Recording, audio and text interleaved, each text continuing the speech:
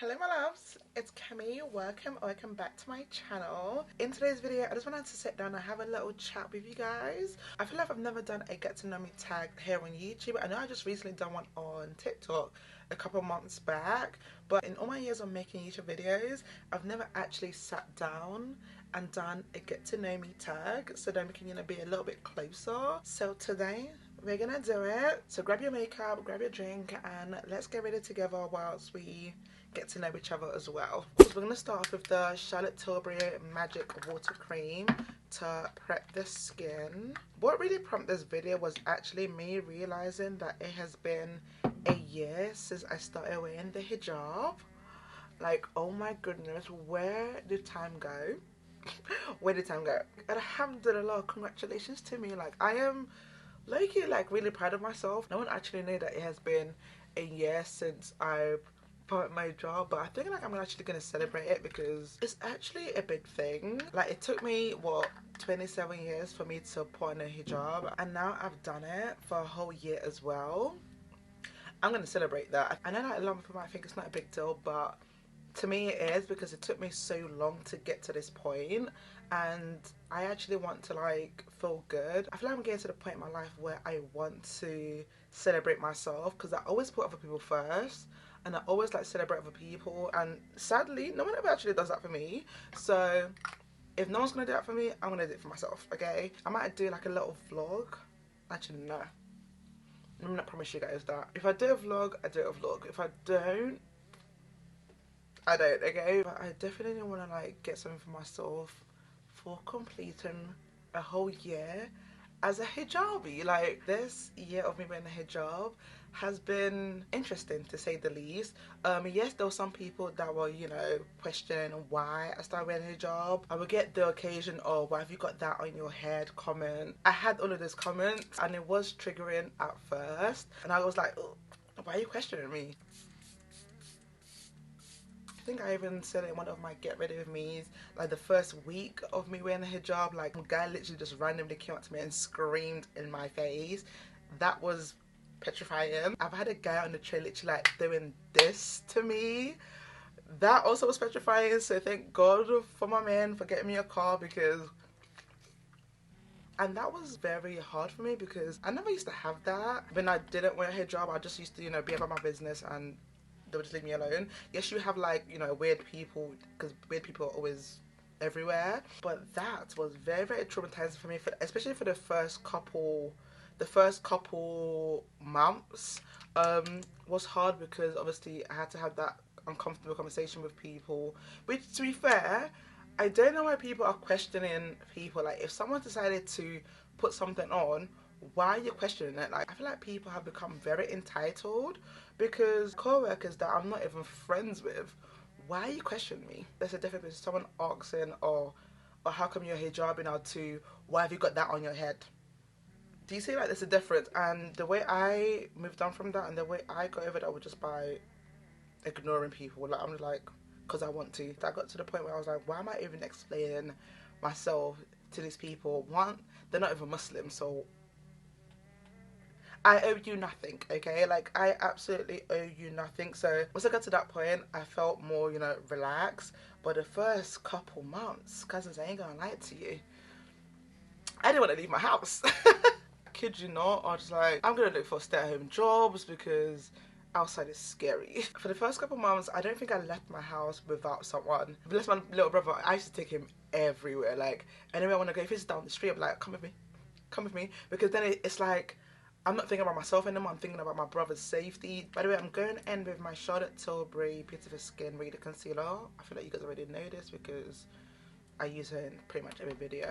The main reason why I actually started putting on hijab is because I knew in my heart I've always like wanted to put on a hijab. Like, I knew that I was going to put on a hijab at one point in my life, because obviously I wanted to be a better Muslim and I wanted to start looking like a Muslim. Going in now with the Denexa Marix Yummy Skin in the shade 10. I done this makeup look the other day where I used this first and then I went in with a foundation, and my makeup just ate, so I'm gonna redo it for you guys on camera. Yes, there's a lot of benefit that comes with even covering up, because that is what's been commanded of us as women, that it's not just about covering up your hair, it's also about dressing modest as well. So it wasn't just my hijab that I changed, I literally changed my whole lifestyle and wardrobe and like the way I dress. Sometimes when I'm out as well, because of how I'm dressed, I actually like think about how I speak as well, instead of me like crashing out. Sometimes I take a moment to like, you know, take a step back and actually see what I'm about to say. As you see me straight away, you're gonna see me as a black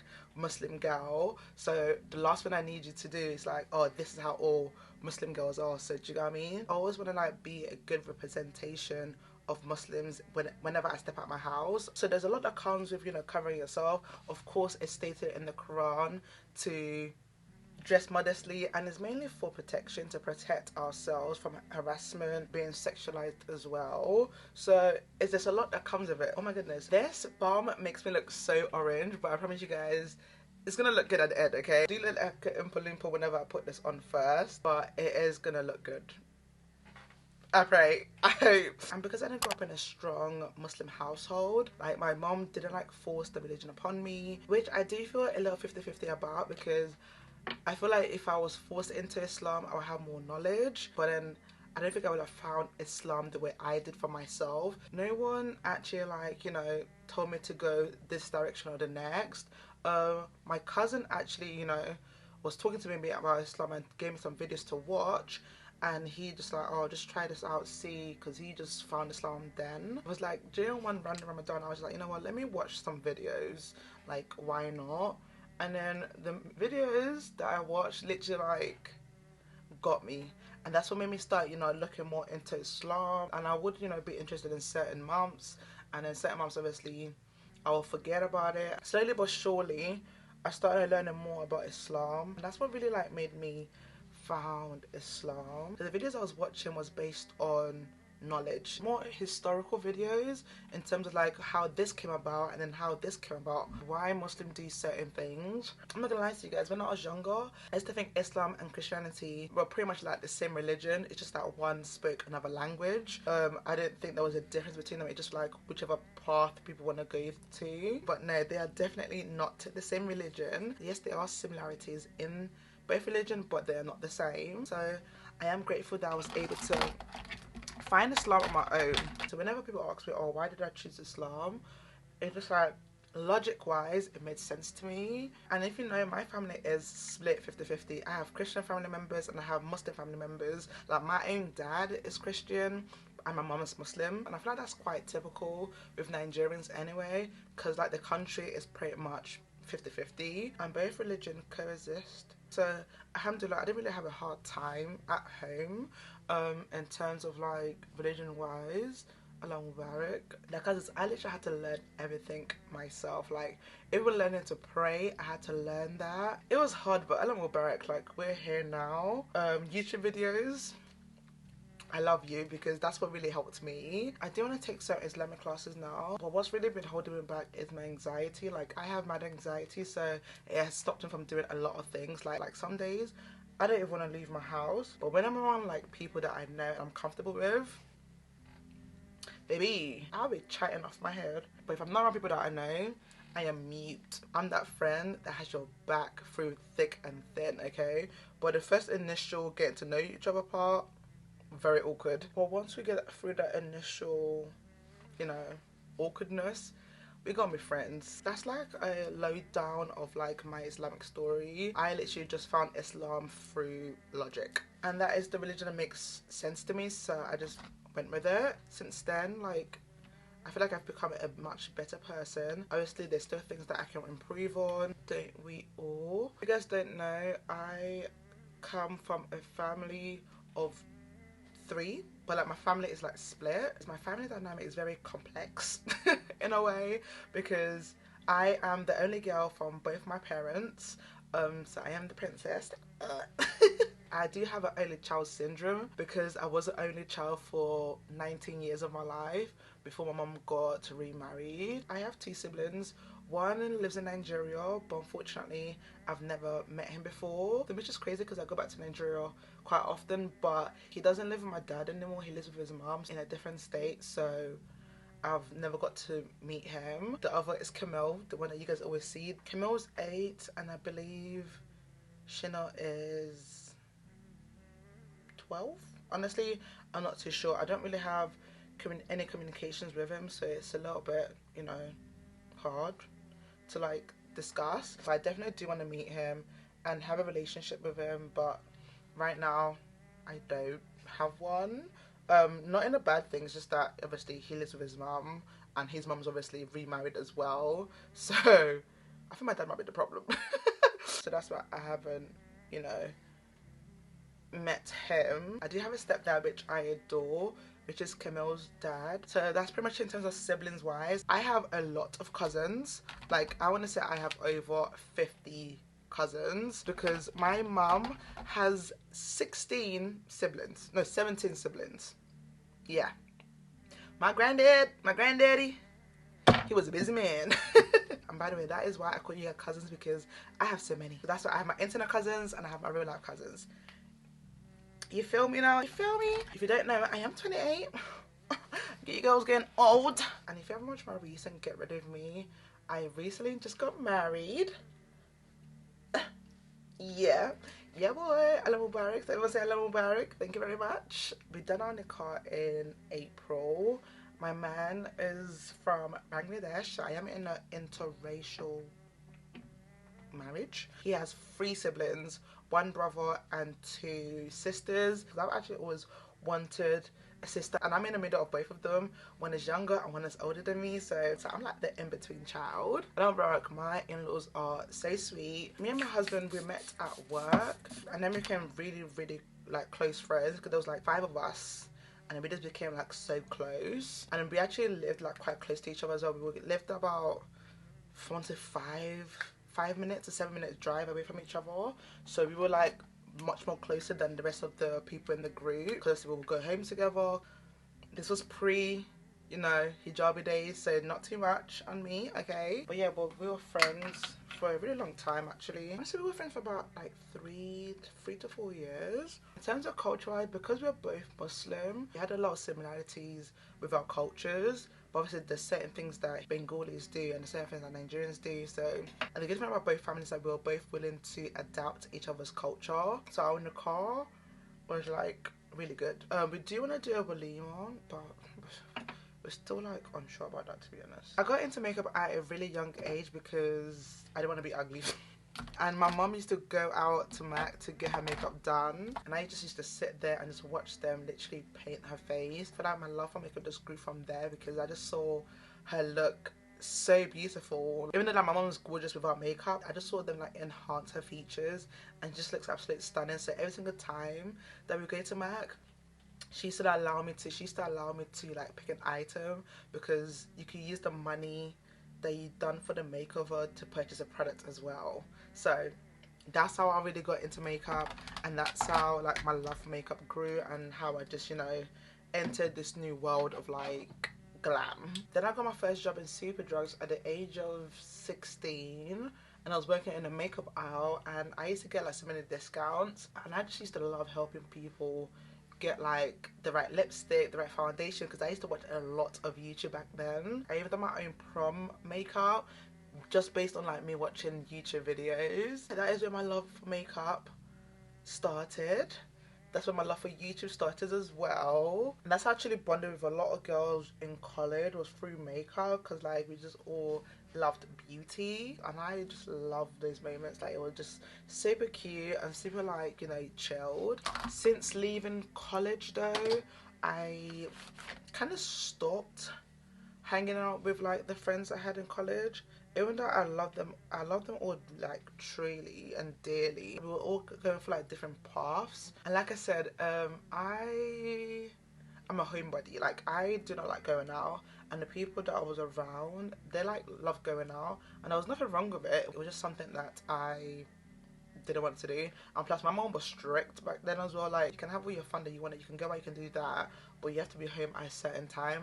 And I think like I had a 7:30 or 8 o'clock curfew at the time, but like the time that we wanted to be going out was around like 10 o'clock, 11 o'clock, and that's where like I started, you know, starting not to fit in anymore. Then we're going to events that starts at late hours, and I basically couldn't go. Like certain ones I'll go to, like if I beg my mum and she'll be like, you know what, fine, go with your friends. But the majority of like going out, I was staying at home. And sometimes I actually beg my mum to tell them that I can't go because I just didn't want to go.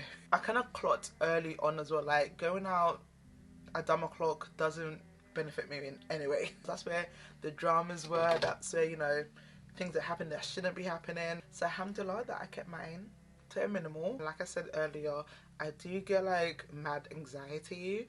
So really and truly, I don't like being outside. My favourite form of fun is going on holidays. Like I love me a good holiday. Like I'll be outside on holiday, but in London, baby, I'm inside my house. Okay, I've had time where I had to be by myself, which allowed me to enjoy my own company. Don't get me wrong, there will be some like lonely days, but I would choose that over being anxious outside. I've developed so much where like if I don't like something, I would just leave. Like I don't need to be in spaces that do not make me feel happy. Like life is too short to be entertaining things that don't make you feel good. You hear this a lot when growing up as well, like don't entertain things that don't nourish your soul. My social battery does die. My husband's really good at noticing that as well. Whenever my social battery dies, it's like it's time to go home. But don't get me wrong, when I'm around people that I genuinely feel good about, maybe we could be there for like 6 hours. And I have this thing where like I zone out when I don't want to be somewhere. By the way, I'm using my Huda Beauty Empowered Eyeshadow Palette. Makeup is my safe space, it's my therapy, it brings me a sense of like peace. I am a uni graduate, but I'm not gonna lie to you guys, I only got my degree because my mom was on my neck.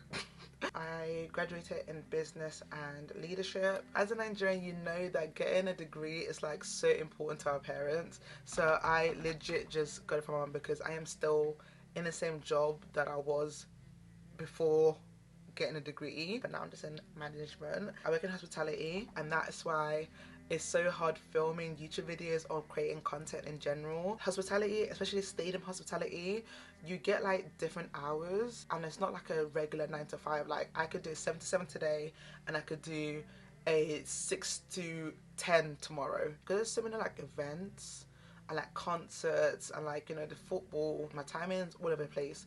That's why I'm finding it hard to have a schedule for YouTube, because money have to make, okay? But it has taken a lot of my years, which is why I'm like trying to take a step back now from my job to really like commit to creating content, because it's something that I truly love and something that I feel like I need to at one point give my all to, because obviously you guys not getting any younger.